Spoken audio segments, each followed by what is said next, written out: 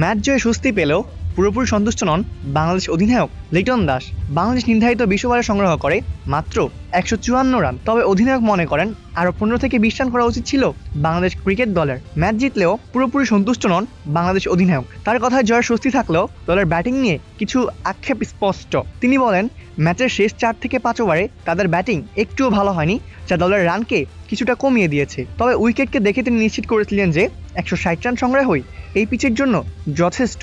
এই আত্মবিশ্বাস থেকে বোঝা যায় লিটন পিচের চরিত্র সঠিকভাবে বুঝতে পেরেছিল। ম্যাচ শেষে লিটন দাস বলেন, ম্যাচ জেতা অবশ্যই স্বস্তির, তবে আমরা শেষ 4 থেকে 5 ওভার ভালো ব্যাট করিনি, মিডল ওভারে ভালো বল করিনি। তবে জানতাম যথেষ্ট রান হয়েছে। আমি যখন প্রথম উইকেট দেখেছিলাম 160 রানই যথেষ্ট মনে হয়েছিল।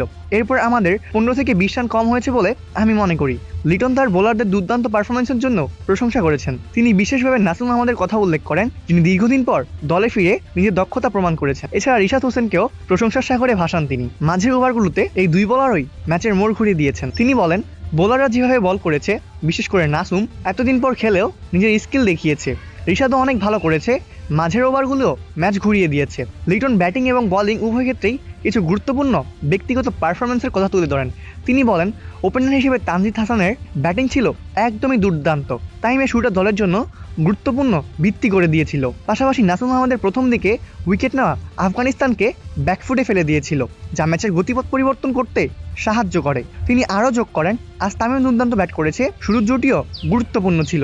নাসুমও যখন শুরুতেই উইকেট এনে দিল, ওদের ওপর তা এক প্রকার চাপ সৃষ্টি করে। অপূর্ব দাস, প্লেভাস নিউজ।